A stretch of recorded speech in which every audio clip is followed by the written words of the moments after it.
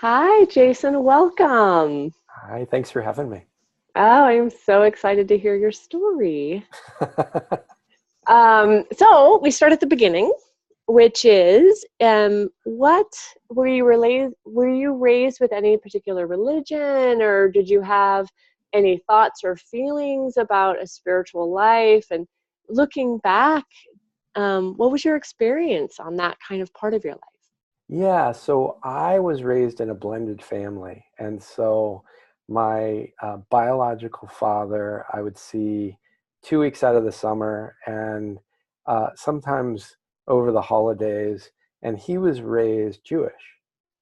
And my mom, although was raised from a Christian denomination, um, would take the family to a Unitarian church. And for the listeners that don't know about Unitarianism, it's almost like a spiritual buffet. Like, you can show up, and if you want to learn about Islamic or, there's a lot of doves because it's the universal sign for peace, right? And so, to be really honest, I grew up really confused. Like, as I grew up in middle school and high school, I knew who the Jewish community was, but I didn't really feel like I fit in.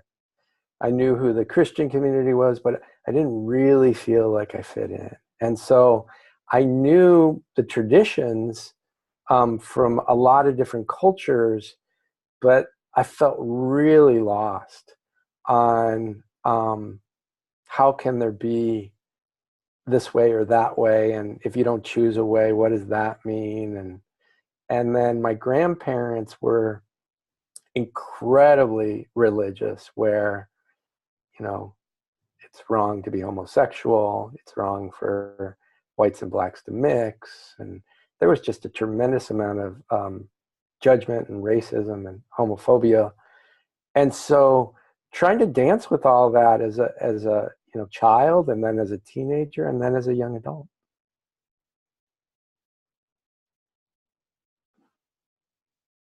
Oh, you hit mute, or somehow you went on mute. Sorry. Yeah. So, was it that none of these paths spoke to you? Or was it that you felt that you wouldn't be accepted in any of these paths? Or was it a combination? Like, was it you saying, this doesn't seem right? Yeah, there was a little bit of all of it. So I remember, like, when you're a kid, you might be able to recall there's just teasing that happens for children, right? And so I remember my last name's Stein, Jason Stein, and I remember in middle school, kids gluing a quarter to the sidewalk and then watching me go try to pick it up. And because it was super glued to the sidewalk, I couldn't get it. And then, so it was, don't be Steinish, like, don't be Jewish, Mm. right? So there's some cruelty that happens. And I think that because I wasn't fully immersed in any one family unit, it became a challenge to find my own grounding. So I wasn't fully called. I remember in my young 20s, I went to Israel because I think it's important that if you're exploring your faith, that you really explore not from books, but from experience. And because I have a Jewish bloodline, if I stayed, I would have been sponsored. I could have stayed on a kibbutz. I could have, like, and I didn't have that calling, right? Mhm. And for those that are raised in a blended family, it doesn't always happen, but often there's like just finger pointing. And like, so I remember I have a uncle and aunt that are very steeped in their Jewish faith. And I really support that for them. But I remember like being in the old city of Jerusalem, the four quarters, and seeing a line out the door. And I'm like, to my aunt, like, what happened over there? And she's like, I don't know, like someone died. And it was Jesus's tomb. That was like, so, you know, Understatement of the century. you got to get the full story, right? And so I eventually found my way, but the beginning was a little bit of a rough start. Yeah. Did you find yourself seeking? Absolutely. Okay. Yeah, I have always been a seeker because I think that as a, a child who's not taught faith or principles from an early age, you have no foundation to pull from. So you start seeking your own foundation. And, I remember my dad, who's Jewish, having a Christmas table and putting the presents underneath the table because Hanukkah was his thing, but he wanted to try, right? So that was his attempt. He used to decorate the table with lights and a few ornaments.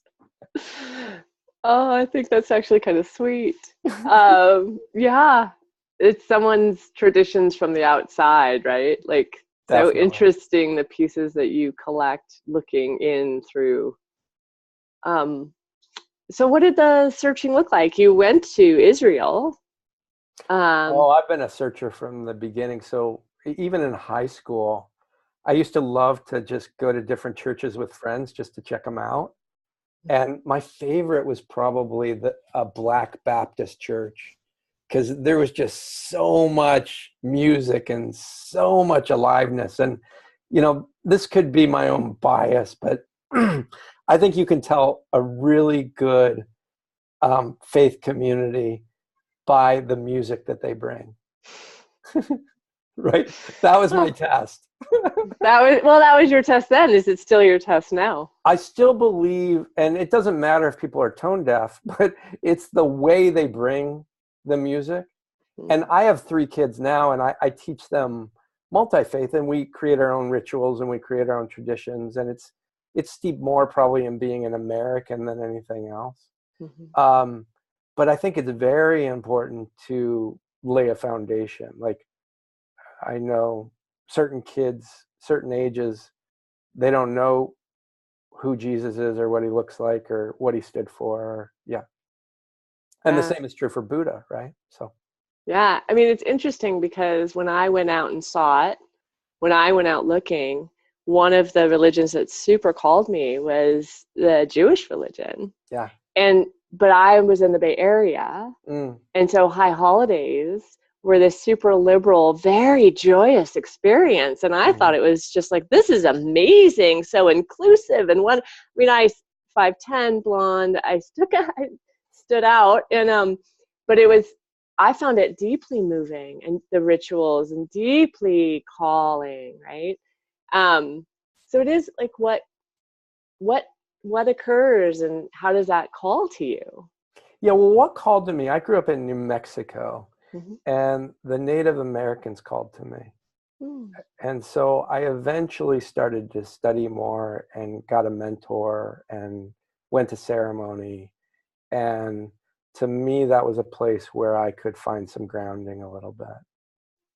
Lovely. So tell me a little bit about that. Like, what was a mentor? Tell me about the mentor. Tell me about what that looked like. Yeah, well, my mentor, in the Native American culture, many of the cultures, you can go on a vision quest. And on the vision quest, and I'm not talking like, this wasn't like, find it on the internet, go pay your money, get in the sweat lodge. And like, it was really all the real deal from lineage.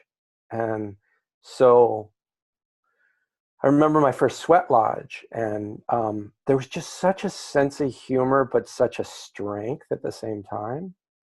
And so the man running the sweat lodge would tell stories, and in the storytelling, there was just truth that would happen. And so the sense of humor, I remember, if you've ever been to a sweat lodge, it's an inipi, and they cover it with blankets, and it's made with birchwood or other types of trees, and so it's really like from the earth. And when it's covered, they let these rocks, and they call them like great grandfather, and like they're ancestral, these rocks. And so they heat them up overnight, and then they bring them in, and they do ceremony around them. And so you're in there and you're sitting, and I didn't know what was going to happen next. And the leader said, if it gets too hot in here, just raise your hand and I'll open the door. And everyone laughed, and I was like, oh, great, at least there's an out. And he shut the door, and it was pitch black. Nice. And there's something about, like, I have a very strong ego, and I always have. And in that tradition, you get to a point in that kind of heat where you either go crazy or you surrender. So you pray. And by getting into a state of prayer, you're able to survive the intensity. And that's true in everyday life, right? It's like we get news all the time that can either knock us off our feet and send us into a 10-year cycle of depression, or can get us into a place of like, yeah, that's really tough. And I'm a part of the bigger web, right? Yeah. So once I started exploring the Native American side, the Taoist side, for me, I became an acupuncturist. And the medicine itself, like the origin of the medicine of Chinese medicine, stems from observation in nature. And so when you read the poetry and you start to explore the medicine that's been around for 3,000 years, you start to learn like, wow, this medicine has survived, world wars and epidemics and plagues and on and cultural revolutions, and it's still here. And it's really simple and it really works. And so through my experiences, what's most important is, how do I access my heart, right? So how do I get out of the noise, and how do I get in the quiet? And then how do I live in an integrity of principles that really work for me and for others? Because I really am a universalist. I think that's what the Unitarian Church taught me, was that all paths lead to oneness. Right. And I still believe that. So do you go to that church? I don't. I actually, I go in and out. So for 5 years, I was part of religious science, which is really new thought. And for a couple of years, I took over the teen program. And I understand the messages, and I've read the books. And sometimes just on this call, I think I got to keep reviewing, like, is it time for my kids? Because it's important for me that they have some anchors to draw from when they're ready to make that journey for themselves. But I think there's also some harm done by other people, which one mentor, spiritual mentor of mine, said, getting into a faith is like getting into a river that goes all the way to the ocean. And if you don't get into one stream that leads to the river that goes to the ocean, you just end up hopping from stream to stream to stream. And for a long time, I felt some shame about that. And then I realized it's about being in the water, because the stream's connected to the river and the river's connected to the ocean. If you're in any water, you're all right. Nice. Yeah, I remember sitting with, I always mess her name up, Pendra Shodrin. Yeah. And she talked about going to she was a speaker at some spiritual gathering, and it had all of these different disciplines. And one of the things that she talked about is that it's easy to hop from discipline, like from path to path, but the danger can be is that you don't go deep enough, right? When the fire comes, you raise your hand and want to get out the door. Yeah. Right? And so, like you, I agree, as long as you're in the water, but what is the shift, right? That's the question I ask myself. Is it because it's too hot in here and I want to go over there so I don't have to feel that heat anymore? Just the happiness of the, because every path has a dark side, has a human side, a price, something I have to do, right? I resist meditation, yet I need it. Yeah. Right? It's like, God, show me a way that I can do this without meditation. Come on, someone.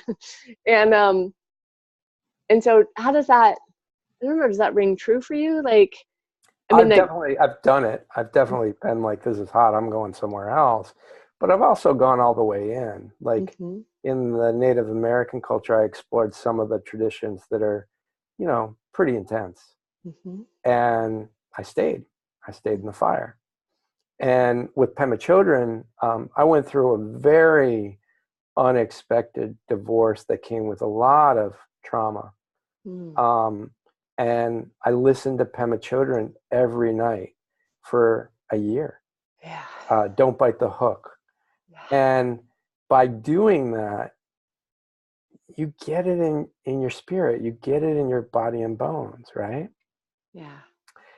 And so we're not talking, like, this isn't a podcast about religion, although it Yeah. can be. It's a podcast about spirituality. Yeah. And for me, the spiritual nature is what I've learned. And the native path is called the red path, right? And what I learned on that path is, if it's pure in your heart, it can't be wrong. Mm. And doing ceremony, I can tend towards perfectionist. And I remember, like, am I doing it right? Am I doing it right? Am I doing it right? Like, I don't know. Are you doing it right? If it's pure in your heart, it can't be wrong. I know, but this is a tradition that's been around for thousands of years. Like, am I going to mess it up? Like, well, I don't know. If it's pure in your heart, it can't be wrong. And finally, it starts to get in there, right? Yeah. Well, it's just that discussion, right? The ego and spirit. Like, that's the battle, right? I was working with a channeler recently, and I was like, but how? But how? But how? But how? And it's, and I can get really stuck in that spot, and that's, and that's the surrender, right? How is not my business. If Yeah. I'm grounded in, if I'm grounded and connected, then the decisions I make out of that place lead me. Yeah. Yeah. Yeah. That's beautiful. So I'm curious, and you don't have to, I guess this is a little personal, but how do you talk about this? Because you have a 14-year-old and then 10-year-old. a 10-year-old and then a 1-year-old, right? That's right. So you're having different conversations around this topic, and I have a 3-year-old, so we haven't talked about how we're gonna formally discuss it, or even if the beginning is just like it's in the family, right? So Yeah. how do you talk about this with your family? Well, it's an important thing to talk about. And so, one, I think that if you're a family living in the U.S. or you're in a Western civilization, it's really important that you have traditions, whether those are traditions that have been around for lineage or whether they're new traditions. And so one of the traditions that we have is talking about your high-low high every night at dinner. And we eat dinner at the table every single night. Like, that's not a choice, right? Mm-hmm. And so being able to explore that, we can start to just have a context for, there are ups and downs, and let's talk about them and let's bring them open. The other is, my kids have been to multiple church settings and religious faith settings. And I think it's important for them to be encouraged to experience and then decide. So an example of this is that we went to an Easter service at a church a couple of years ago, and my older children, they didn't want to go, right? They were just like, no, I'd rather do something else. I'd rather stay home and be on a screen. And my role is, great, you can complain about it after you go, and we're going to have the experience. Mm-hmm. So I think it's important not to get plugged in as a parent of, like, just because someone doesn't want to go, that it means that it's the right choice, because that's happened several times, and then they come back and they're like, that was so much fun, right? And my older kids, lineage, they have 2 households, and the other household is Jewish. So they're learning the Jewish faith, and they celebrate Hanukkah, and then we celebrate Christmas at my household. And I think it's important that you pick your own. Like, for some people, Christianity and Christmas really go hand in hand. And for me, the Christmas spirit and Christmas go hand in hand. And so when it comes to spirituality, it's in action rather than in, like, let me just talk about it. Absolutely. They watch what we do way more than what we say. Yeah. Yeah. And, I was raised in a pretty atheist household, but at Christmas was huge. Yeah. And there it was, I was it took me a long time to know that it had anything to do with Jesus. I mean, and so I love the lights, right? And I'm more of a winter solstice gal, right? Just the honoring of the longest night and the honoring Yeah. of the gathering and the twinkle lights to help us navigate this thing. And so I've just been, what I find being in this Western culture is there's so much of these rituals that have lost its meaning. Why? Why are we doing it? What do we want to do? What is the point behind this? Right. And so to bring that meaning, my family is important. Family is important to me, and to have these, that it's less important about what we're doing and more important that you spend time with family during this holiday. Yeah. That's what we're doing here today. Yeah. Yeah. And to And set your own boundaries. Like for the listeners, some of you have family members that may not be healthy to spend time with. And then it's really okay for you to say, I want to give everyone permission to say no. Like you don't have to spend your time off with family that doesn't rejuvenate you. Like you can go explore and find new traditions for yourself. Absolutely. It's your path. Yeah. Yeah. I mean, my mother-in-law is deeply spiritually Catholic. It's really beautiful to witness. And and so she's very timid about whether or not she can teach my son. And yes, please show you have this beautiful faith that works for you so deeply. And so does so he's got these grandparents that love this. Right. I have some boundaries of things that kind of make me nervous. The crucifixion seems a little startling for a little kid. And so, I have some boundaries in that. But other than that, like, please show your faith. Yeah. It's Yeah. beautiful. All is included, all is welcome. I think I've Mm. had some maturity over the years, which has helped. I mean, I remember being 14 and going to a Catholic church and getting in line and my friend being like, what are you doing? And I was like, well, I want to take communion. But you can't take communion, you're not Catholic. And I was like, well, I want to see what the wafer tastes like. So I think that with time, there's a maturity that comes to also really honor other people's faith, right? Absolutely. Yeah. Yeah, we didn't baptize our son, and I'm open to baptizing him, but I'm also going to be honest with the person that I'm not going to raise him Catholic. So if that's okay with you, then we can go through the baptism. But if it's not okay with you, then no. And so one of the things I like to talk about, or I'd love to hear, is how does this show up in your life, in your decision making, like not just in the holidays and the children, right? But how does this connection to heart show up in your work and show up in all, you know what I mean, in the different parts of your life? Because my spiritual practice is how I found this home, right? Like, all of these decision making, there's a part of that. So is that true for you? And if so, how? Yeah, so there's subtle and not so subtle ways. Like I meditate every morning for 10 minutes and I use the Headspace app because I find that having someone just be there and walk with me in it is easier than sitting in silence and trying to create it. So that's one way for me, is to start every day with getting myself grounded. Yeah. I also find that spirituality, when we talk about it, sometimes we make stuff up, that like it has to be pure and organic, and like riding my motorcycle is a spiritual journey for me. And I love whiskey, and tasting different whiskeys can be a practice of mindfulness, right? So just really getting my own flavor and then exploring. And I make mistakes. I mean, I'm sure with my children, I'm doing a pretty good job and I could do better. I mean, that's just the way of it. So with my kids, we just come in and out of it. Like they really fortunately, the older two go to a school that's an environmental school and it has a strong spiritual nature. So they're getting it on a regular basis of not only having observation, but having critical thinking of how that lands in their own body, in their own heart, in their own mind.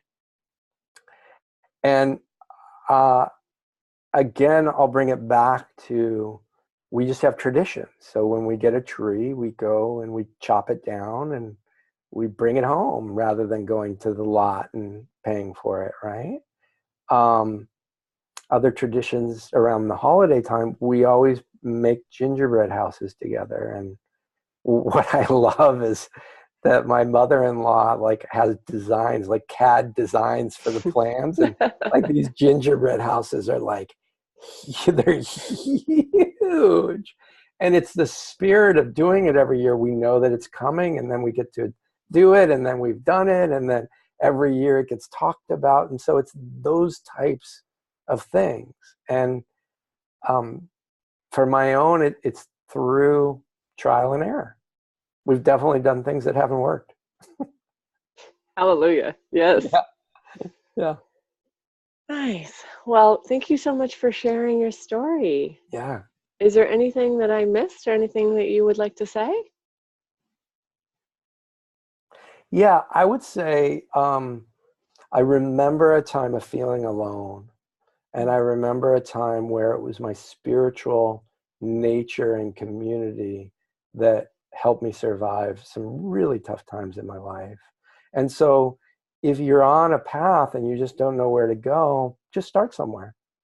Like explore a community. And as opposed to being embarrassed or feeling alone that you're showing up in that new community, communities love new people. It's a reason why if you go to church, there's a 10-minute spiel about like, get the brochure and all the stuff on the way out, right?